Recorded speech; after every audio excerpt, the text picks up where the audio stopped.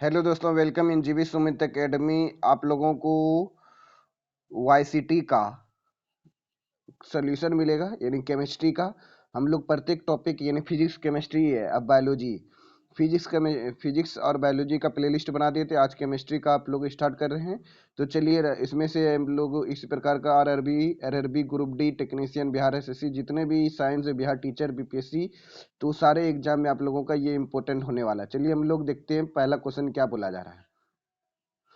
बोला जा रहा है, निम्नलिखित में से किसकी, पहला क्वेश्चन है, निम्नलिखित में से किसके अणुओं के बीच आकर्षण बल अधिकतम होती है। सबसे बीच अधिकतम आकर्षण बल किसमें होती है? ठोस में होती है, क्योंकि ठोस का जो पार्टिकल्स होता है बहुत ही टच में होता है। जैसे मान लेते हैं ये ठोस है, तो ठोस का सारा पार्टिकल क्या होता है? बहुत ही क्लोज रहता है, जिसके कारण से अणुओं के बीच आकर्षण बल सबसे अधिक होती है। ऑप्शन नंबर डी, ठोस में सबसे ज्यादा होते हैं। फिर नेक्स्ट क्वेश्चन क्या बोला जा रहा है, पदार्थ के संदर्भ में निम्नलिखित में से कौन सा कथन सही नहीं है। मतलब कौन सा कथन सही नहीं बताना है। तो कौन सा कथन सही नहीं है? पदार्थ के कथन में कौन सा कथन सही नहीं है? तो पदार्थ के कण के बीच में कोई आकर्षण बल नहीं होता है, तो ये गलत है, मतलब यही सही नहीं है।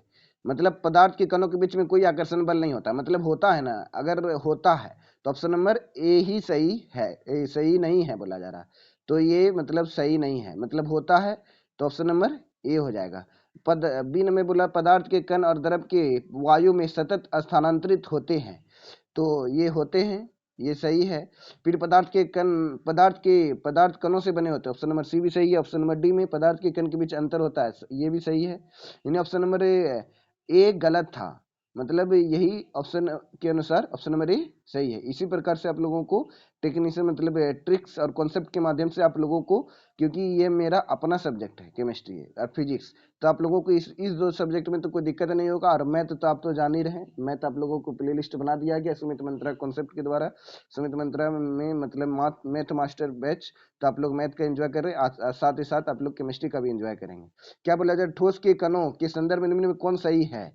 तो कौन सही है? ये यादृच्छिक रूप से गतिशील होते हैं, ये गलत है, क्योंकि ठोस के कण मतलब गतिशील नहीं होते हैं, मतलब एक साथ जुड़े हुए। मान लेते ये ठोस है, इसका पार्टिकल से एक दूसरे से बहुत ही क्लोज पार्टिकल होते हैं, इसलिए ये तो गलत हो गया। अब नेक्स्ट क्वेश्चन, उनके बीच बड़े अंतराल होते हैं, इनके बीच बड़े अंतराल, तो ठोस में तो सारा पार्टिकल क्या होता है? टच क्या हो रहता है? सारा पार्टिकल क्या होता है? टच रहता है, बहुत ही क्लोज पार्टिकल, इसलिए ये क्या हो गया? गलत। व्यवस्थित तरीके से विन्यासित होते हैं, इसलिए यही सही है। व्यवस्थित तरीके से विन्यासित होते हैं, मतलब सारा पार्टिकल बहुत ही टच में रहते हैं, विन्यासित होते हैं। विन्यासित कहने का मतलब क्या हो गया? वे पदार्थ जिनके आकार और आयतन निश्चित होते हैं उन्हें तो ठोस कहते हैं, और इनके बीच आकर्षण बल अधिक होता है, इसलिए इसे ठोस कहते हैं। ये मिलकर अवयवी कण और आयन बनाते हैं। ऑप्शन नंबर सी सही है। नेक्स्ट क्वेश्चन क्या बोला जा रहा है, अभी तक वैज्ञानिकों द्वारा पदार्थ की कितनी अवस्थाएं तय की गई है? अभी तक पदार्थ 5 अवस्थाएं खोजी गई है, तो 5 है, ठोस, द्रव, गैस, और चौथा है प्लाज्मा, और पांचवा है बॉस आइंस्टीन। अब बोला जा रहा है 5वां नंबर में, नीचे दी गई आकृति में कौन अनुमान नहीं लगाया जा सकता है? कौन सा अनुमान नहीं लगाया जा सकता है? तो देख लेना है कौन क्वेश्चन में कौन सा अनुमान नहीं लगाया जा सकता है। नीचे दी गई अनुमान नहीं लगाया जा सकता है।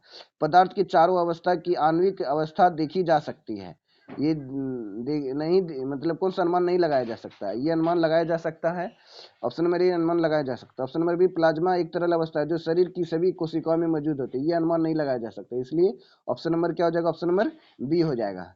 तो देख लिए इस प्रकार से क्वेश्चन नंबर 6, निम्नलिखित में विसरण अत्यधिक तीव्रता में होता है, किसमें विसरण सबसे अधिक तीव्रता में होता है? तो गैस में विसरण सबसे अधिक होता है। जैसे माँ अगरबत्ती जलाती है, एक रूम से दूसरे रूम में तुरंत सुगंध आ जाता है, तो ऑप्शन नंबर सी हो गया, गैस में सबसे ज्यादा होती है। क्वेश्चन नंबर 7, निम्नलिखित में कौन सा कथन गलत है?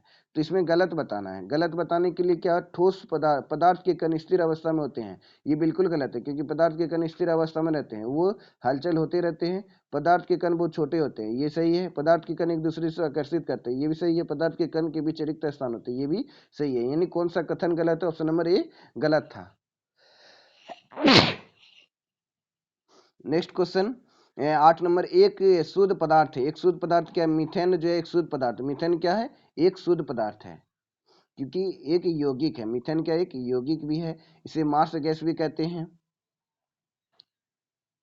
चलिए क्वेश्चन नंबर अब 10, अब सेकंड टॉपिक हो गया पदार्थों का वर्गीकरण, यौगिक, मिश्रण और विलयन।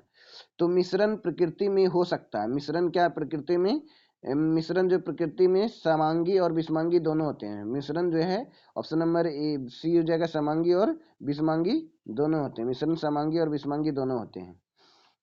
एक मिश्र धातु किसका एक उदाहरण है?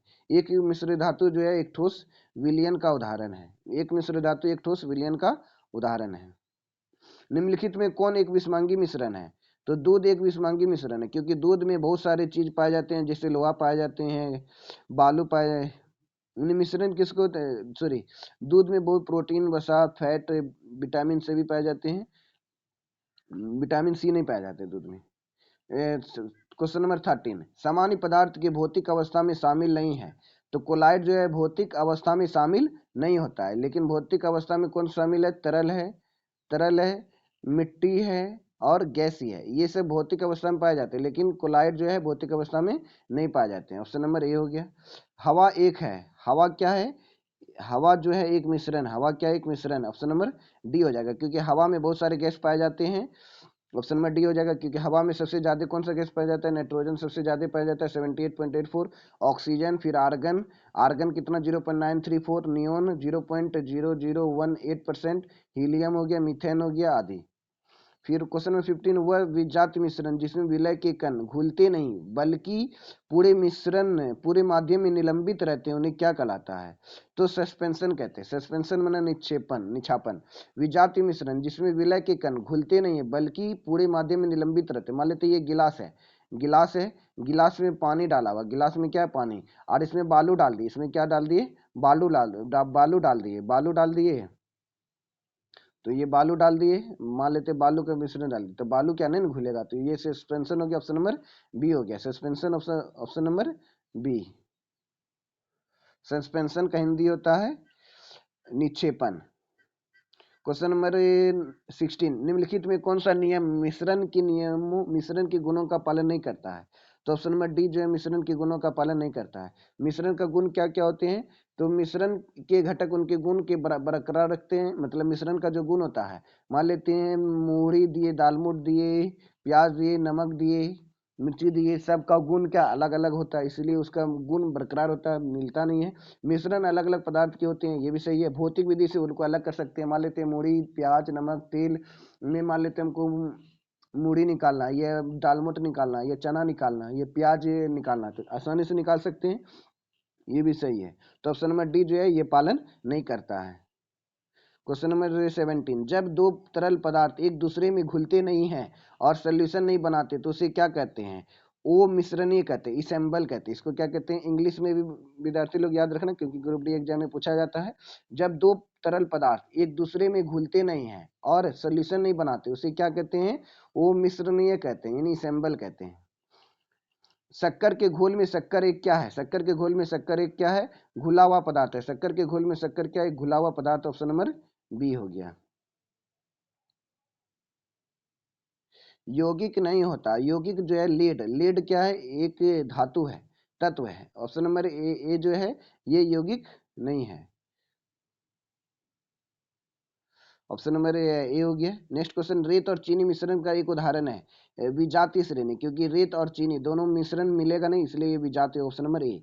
अब देखिए क्वेश्चन टॉपिक 3, भौतिक और रासायनिक परिवर्तन, फिजिकल एंड केमिकल चेंज। निम्नलिखित में कौन भौतिक परिवर्तन नहीं है? भौतिक परिवर्तन पदार्थों का किण्वन जो है भौतिक परिवर्तन नहीं है, क्योंकि ये जो है एक रासायनिक परिवर्तन है। भौतिक पदार्थों का किण्वन ये एक रासायनिक परिवर्तन है, लेकिन ठोस का द्रवों में पिघलना ये भौतिक परिवर्तन है। गैसों का द्रव में पिघलना, द्रवीकरण, ये भी भौतिक परिवर्तन है। और द्रवों का गैस में वाष्पीकरण, ये भी जो है भौतिक फिजिकल चेंज है। निम्न में कौन रासायनिक परिवर्तन नहीं है? कौन सा निम्न में कौन रासायनिक परिवर्तन नहीं है? तो ईंधन का दहन, यह एक रासायनिक परिवर्तन है। ईंधन का दहन क्या है? एक रासायनिक परिवर्तन है। ईंधन का दहन एक रासायनिक परिवर्तन है। फिर अम्लीकृत जल का विद्युत का अपघटन, यह एक फिजिकल चेंज है। यहाँ पे बोला जा रहा है कौन रासायनिक परिवर्तन नहीं है? कौन रासायनिक परिवर्तन नहीं है? तो ऑप्शन नंबर बी ही जो है रासायनिक परिवर्तन नहीं है। लेकिन ऑक्सीकरण और लोहे में जंग लगना ये एक केमिकल चेंज है, केमिकल चेंज है। यहाँ पे बोला केमिकल चेंज नहीं है। प्लेटिनम का तार, ये मोस्ट इंपोर्टेंट क्वेश्चन है, तो इसको याद रखेंगे। क्वेश्चन नंबर 22 ये मोस्ट इंपोर्टेंट है। यानी अम्लीकृत जल का विद्युतीकरण, विद्युत अपघटन, यह एक फिजिकल चेंज है। लेकिन लोहे में जंग लगना ये फिजिकल चेंज है, मतलब भौतिक परिवर्तन है। प्लेटिनम का तार का जलना ये फिजिकल चेंज है। ईंधन का दहन ये भी फिजिकल चेंज है। अब निम्न में कौन एक रासायनिक परिवर्तन, निम्न में कौन एक रासायनिक परिवर्तन है? तो मक्खन का खट्टा होना ये एक रासायनिक परिवर्तन है, ऑप्शन नंबर ए। ये तो बिल्कुल इजी था। अब क्वेश्चन नंबर 24, लोहे में जंग लगना निम्न में से किसका उदाहरण है? लोहे में जंग लगना जो है, लोहे में जंग लगना रासायनिक परिवर्तन का उदाहरण है। लोहे में जंग लगना एक रासायनिक परिवर्तन का उदाहरण है। फिर निम्न में कौन रासायनिक परिवर्तन का एक उदाहरण है? निम्न में कौन एक रासायनिक परिवर्तन का उदाहरण है? तो ऑप्शन नंबर सी निष्क्रियकरण। निष्क्रियकरण जो है रासायनिक परिवर्तन का एक उदाहरण है। जैसे निष्क्रियकरण मतलब क्या बोलते हैं, स्टेबलाइजेशन, सॉरी, ये अम्ल जब भस्म के साथ रिएक्शन करता है तो क्या बनाता है? लवण और जल बनाता है, उसी को बोलते हैं निष्क्रिय अभिक्रिया, निष्क्रियकरण, न्यूट्रलाइजेशन रिएक्शन उसको इंग्लिश में बोलते हैं। ये याद करना चाहिए। क्वेश्चन नंबर 26, निम्नलिखित में कौन एक रासायनिक परिवर्तन नहीं है? अंडा का पकाना ये फिजिकल चेंज है। कौन अंडा का पकाना जो है,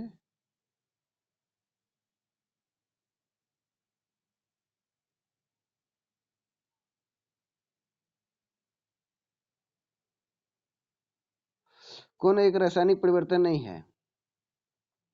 कौन एक रासायनिक परिवर्तन नहीं है? तो जो है बी, एक आइस क्यूब पिघलाना एक रासायनिक परिवर्तन नहीं है। उन प्रक्रिया का क्या नाम है जिसमें गैस सीधे ठोस अवस्था में परिवर्तित होते हैं? डिपोजिशन। तो ये देखिए बहुत बार एग्जाम में आया हुआ है, बिहार एसएससी एग्जाम में आया, बिहार दरोगा के एग्जाम में हुआ है। वह प्रक्रिया का नाम बताइए जिसमें गैस सीधे ठोस अवस्था में परिवर्तित हो जाते हैं, उसको बोलते हैं डिपोजिशन, मतलब डिपोजिशन, ऑप्शन नंबर बी, वह सीधे डिपोजिशन कहलाता है। संघनन क्या कहलाता है? वह प्रक्रिया जिसके द्वारा कोई पदार्थ वाष्प यानी गैस से तरल अवस्था में परिवर्तित होते हैं उसे संघनन यानी कंडेंसेशन कहते हैं। सब्लिमेशन क्या होता है? जब कोई ठोस पदार्थ सीधे गैस में बदल जाते हैं तो उसे सब्लिमेशन कहते हैं। कपूर का जलना, ये कपूर अगर पूजा में जलाते हैं तो वो क्या होता है? ठोस होता है, वो ठोस से सीधे क्या बदल जाता है? गैस में बदल जाता है। वाष्पीकरण वह प्रक्रिया जिसमें कोई पदार्थ तरल अवस्था से गैस अवस्था में बदल जाते हैं उसको वाष्पीकरण कहते हैं, यानी इवोपोरेशन कहते हैं। निम्नलिखित में कौन सा अवलोकन हमें निर्धारित करने में मदद करता है कि रासायनिक अभिक्रिया हुई है या नहीं है? कौन सा अभिक्रिया बताता है जो रासायनिक अभिक्रिया हुई है नहीं? तो ऑप्शन नंबर डी जो है सभी, यानी रंग में अवस्था में परिवर्तन, रंग में बदलना और गैस का उत्सर्जन, ये सभी जो है रासायनिक परिवर्तन के बारे में बताता है। निम्नलिखित में कौन एक भौतिक परिवर्तन है? कौन एक भौतिक परिवर्तन है? तो पानी का बर्फ में परिवर्तन होना ये एक भौतिक परिवर्तन है। लेकिन मानव का श्वसन, मानव में पाचन और दूध से दही बनना ये सब जो है फिजिकल चेंज है। लेकिन यहाँ सॉरी, पानी का बर्फ में जाना ये फिजिकल चेंज है, ऑप्शन नंबर ए। ये सब केमिकल चेंज था, अलग ऑप्शन। निम्नलिखित में कौन एक रासायनिक परिवर्तन का उदाहरण नहीं है? तो option number C, option number C जो है रासायनिक परिवर्तन का उदाहरण नहीं है। जल वाष्प में परिवर्तन होना जो है रासायनिक परिवर्तन नहीं है। निम्नलिखित में कौन एक रासायनिक परिवर्तन का उदाहरण नहीं है? तो जल का जलवाष्प में बदलना ये एक फिजिकल चेंज है, इसलिए ऑप्शन नंबर सी हो जाएगा। निम्नलिखित में कौन एक वैकल्पिक रासायनिक परिवर्तन है? कौन एक वैकल्पिक रासायनिक परिवर्तन है? तो दूध का दही में बदलना जो एक रासायनिक परिवर्तन है, ये दूध और ये जो है, जबकि अन्य सिर्फ फिजिकल चेंज है, यानी ऑप्शन नंबर ए। दूध का दही में बदलना जो है एक रासायनिक परिवर्तन है, दूध का दही में बदलना एक रासायनिक परिवर्तन, ऑप्शन नंबर ए हो गया। निम्नलिखित में कौन एक भौतिक परिवर्तन, निम्नलिखित में कौन एक भौतिक परिवर्तन है? निम्नलिखित में कौन एक भौतिक परिवर्तन है? भौतिक परिवर्तन है, तो भौतिक परिवर्तन है बर्फ का पिघलना, ये एक भौतिक परिवर्तन है कि फिजिकल चेंज है। अब क्वेश्चन नंबर टॉपिक 4 हो गया द्रव्यमान संरक्षण नियम, ये भी मोस्ट इंपोर्टेंट टॉपिक है। कौन सा नियम कहता है कि रासायनिक अभिक्रिया में द्रव्यमान का ना तो उत्पन्न किया जा सकता है ना ही नष्ट किया जा सकता है? तो ऐसा कौन सा नियम जिसको उसको द्रव्यमान संरक्षण का नियम कहते हैं? ऑप्शन नंबर डी हो गया। ये लेवोजियर साहब ने दिए थे। संतुलित रासायनिक समीकरण के अनुरूप होता है। संतुलित रासायनिक समीकरण किसे कहते हैं? ऑप्शन नंबर ए, द्रव्यमान संरक्षण नियम का ही दूसरा नाम है संतुलित रासायनिक समीकरण। अब क्वेश्चन नंबर हम लोग देखेंगे 35। एक रासायनिक अभिक्रिया जिसके दौरान उत्पादों के द्रव्यमान का योग वो परिवर्तित रहता है उसे क्या कहा जाता है? द्रव्यमान संरक्षण का सिद्धांत कहा जाता है। द्रव्यमान संरक्षण का सिद्धांत कहा जाता है। ऑप्शन नंबर डी हो गया। नेक्स्ट क्वेश्चन, अब स्थिर अनुपात का नियम हो गया। Topic 5, law of constant proportion. देखिए, निम्नलिखित वैज्ञानिकों में किसने किस स्थिर अनुपात के नियम को प्रतिपादित किया? तो स्थिर अनुपात के नियम को किसने प्रतिपादित किया? स्थिर अनुपात के नियम को किसने प्रतिपादित किया? तो जोसेफ प्रोउस्ट ने प्रतिपादित किया था। जोसेफ प्रोउस्ट ने स्थिर अनुपात के नियम को प्रतिपादित किया गया था।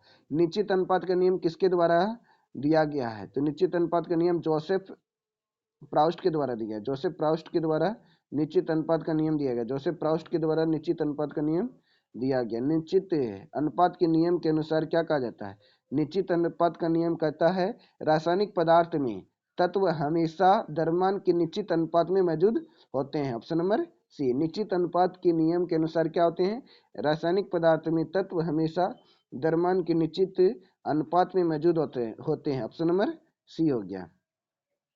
नेक्स्ट क्वेश्चन, क्वेश्चन नंबर 39, निम्नलिखित में से किस नियम के अनुसार दिए गए रासायनिक पदार्थों में हमेशा वही समान तत्व होते हैं जो वजन से निश्चित अनुपात में संयुक्त होते हैं? तो ऑप्शन नंबर ए, स्थिर अनुपात का नियम वह है जो दिए गए रासायनिक पदार्थ में हमेशा वही समान तत्व होते हैं जो वजन से निश्चित अनुपात में संयुक्त होते हैं। ऑप्शन नंबर ए हो गया। क्वेश्चन नंबर 40 में क्या बोला गया है? देखिए, 40 में बोला गया है क्या? कार्बन डाइऑक्साइड के सभी नमूनों में 3:8 के द्रव्यमान अनुपात में कार्बन और ऑक्सीजन होती है तो यह डैश के नियम के साथ सहमति होता है। तो ऑप्शन नंबर बी, लगातार समानुपात। इसको बोलते हैं निश्चित अनुपात के नियम, यानी law of constant. Question number 41, द्रव्यमान के आधार पर अमोनिया में नाइट्रोजन और हाइड्रोजन, नमूनिया में नाइट्रोजन और हाइड्रोजन का निश्चित अनुपात ज्ञात करना है। तो 14:3 जो है निश्चित अनुपात हो जाएगा क्योंकि अमोनिया का फॉर्मूला क्या होता है? NH3। तो अमोनिया का परमाणु द्रव्यमान 14 होता है और एक हाइड्रोजन का परमाणु द्रव्यमान 1 होता है लेकिन 3 हाइड्रोजन है इसलिए 14:3। ऑप्शन नंबर बी हो गया। नेक्स्ट क्वेश्चन, तो कैल्शियम ऑक्साइड में द्रव्यमान के अनुसार कैल्शियम और ऑक्सीजन का अनुपात क्या होगा? तो कैल्शियम ऑक्साइड में द्रव्यमान के अनुसार कैल्शियम और ऑक्सीजन का अनुपात, कैल्शियम का अनुपात कितना होता है? 20 और ऑक्सीजन का अनुपात 16 होता है। 5 के टेबल में 16, सॉरी 4 के टेबल में 16, 5 बार में 4 के टेबल में 16, 4 के टेबल में 20, 5 बार में 5:4, 5:4 नहीं है तब कौन सा होगा? तो 5:2 होगा। सॉरी, यहाँ पे कैल्शियम है ना, कैल्शियम का परमाणु भार तो 40 होता है और ऑक्सीजन का भार 16 होता है। तो 8 पंचे 5 8 40, 4 चौके 16, 4 से भाग दो, यानी किसी 40:16 है तो 8 दूनी 16, 8 पंचे 40, यानी 5:2। ऑप्शन नंबर ए हो गया। अब है पानी में हाइड्रोजन तथा ऑक्सीजन द्रव्यमान के अनुपात में निश्चित होता है। तो हाइड्रोजन होगा 1 और ऑक्सीजन होगा अनुपात 8, 1:8, क्योंकि इसका वजन क्या होता है? हाइड्रोजन का 1 होता है, ऑक्सीजन का 8 होता है। ऑप्शन नंबर बी हो गया। नेक्स्ट क्वेश्चन, अमोनिया में नाइट्रोजन और हाइड्रोजन के द्रव्यमान हमेशा डैश के अनुपात में होते हैं।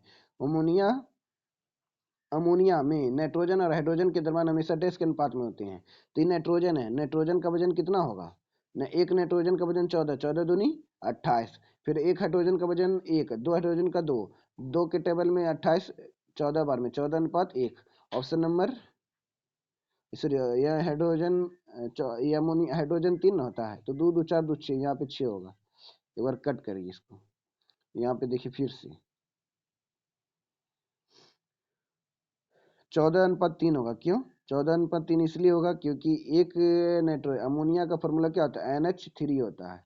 एक अमोनिया नाइट्रोजन का फॉर्मूला हो गया 14 और एक हाइड्रोजन का अनुपात भार होता है 1, लेकिन 3 हाइड्रोजन इसलिए 14:3। ऑप्शन नंबर सी हो गया। नेक्स्ट क्वेश्चन नंबर, डाल्टन का परमाणु सिद्धांत। डाल्टन का परमाणु सिद्धांत क्या बोलता है? डाल्टन का परमाणु सिद्धांत यानी डाल्टन का सिद्धांत किस नियम पर आधारित? ऑप्शन नंबर बी रासायनिक संयोजन पर आधारित। डाल्टन का जो परमाणु सिद्धांत है वह रासायनिक संयोजन पर आधारित है। डाल्टन का सिद्धांत आधारित है ऑप्शन नंबर ए उपयोग रासायनिक संयोजन के नियम के आधार पर। डाल्टन का परमाणु सिद्धांत निम्नलिखित में से किसके लिए स्पष्टीकरण होता है? तो डाल्टन का परमाणु सिद्धांत तो द्रव्यमान संरक्षण निश्चित अनुपात का नियम के लिए संरक्षित होता है। ऑप्शन नंबर बी हो गया। ऑप्शन नंबर डी डाल्टन की पद्धति के अनुसार निम्नलिखित में कौन सा कथन सही है? डाल्टन की पद्धति के अनुसार कौन सा कथन सही है? तो ऑप्शन नंबर डी परमाणु पदार्थ के अविभाज्य कण होते हैं, यानी परमाणु जो होता है वो विभाज्य होता है, परमाणु को विभाजित नहीं किया जा सकता। ऑप्शन नंबर डी होते हैं। और परमाणु का डाल्टन सिद्धांत बताता है कि प्रत्येक तत्व अति सूक्ष्म अविभाज्य कणों से मिलकर बने होते हैं, जिन्हें परमाणु कहते हैं। भिन्न भिन्न तत्वों के परमाणु के गुण भिन्न भिन्न अलग अलग होते हैं। परमाणु विनाशी होता है, यानी परमाणु का ना तो नाश किया जा सकता है ना ही विनाश किया जा सकता है। क्वेश्चन नंबर 49, निम्नलिखित में से क्या डाल्टन के परमाणु सिद्धांत की अवधारणा नहीं है? कौन सा डाल्टन परमाणु सिद्धांत की अवधारणा नहीं है? तो पढ़ते चलना है, देखते चलना है कौन सा भिन्न भिन्न तत्वों के परमाणु भिन्न भिन्न परमाणु द्रव्यमान और रासायनिक गुण होते हैं। यह है यौगिक बनाने के लिए परमाणु छोटी पूर्णांक संख्या के अनुपात में संयोजित होते हैं। ये भी ऑप्शन नंबर बी भी है, सही है। परमाणु अदृश्य कण होते हैं जिन्हें रासायनिक अभिक्रिया में निर्मित या नष्ट नहीं किया जा सकता। ऑप्शन नंबर सी भी हो गया। ऑप्शन नंबर सी हो गया। ऑप्शन नंबर डी सभी पदार्थ छोटे कणों से मिलकर बने होते हैं जिन्हें अणु कहा जाता है, ये गलत है। ऑप्शन नंबर डी गलत है, तो ये क्वेश्चन के अनुसार ऑप्शन नंबर डी ही सही हो गया। निम्नलिखित में किसने परमाणु की अविभाज्यता के बारे में बताया है? तो डाल्टन ने परमाणु की अविभाज्यता के बारे में बताया है। अब नेक्स्ट क्वेश्चन, डाल्टन के परमाणु सिद्धांत की कौन सा अवधारणा संरक्षण का नियम परिणाम नहीं है? तो ये नेक्स्ट क्वेश्चन हो गया 51। तो कौन सा नहीं है? यौगिक बनाने के लिए परमाणु छोटी पूर्ण संख्याओं के अनुपात में जुड़ते हैं, तो ये सही है। भिन्न भिन्न तत्वों के परमाणु के द्रव्यमान और रासायनिक गुण भिन्न भिन्न होते हैं, ये भी सही है। सभी पदार्थ अति सूक्ष्म कणों से बने होते हैं जिन्हें परमाणु कहते हैं, ये भी सही है। ऑप्शन नंबर डी गलत है, क्योंकि परमाणु अदृश्य कण होते हैं जो रासायनिक अभिक्रिया से ना तो उत्पन्न किया जा सकता ना ही नष्ट किया जा सकता है। यानी सॉरी, यहाँ पे बोला जा रहा था कुछ और क्वेश्चन में, लेकिन बता दिए कुछ और। यहाँ पे बोला जा रहा है डाल्टन के परमाणु सिद्धांत कौन सी अवधारणा नियम का परिणाम है? ये सब जो था नहीं था। Option number A, option number B, option number C नहीं था, लेकिन ऑप्शन नंबर डी न तो परमाणु का ना ही अदृश्य कण है, जाए इसको ना ही निर्माण किया जा सकता ना ही विनाश किया जा सकता। Option number D.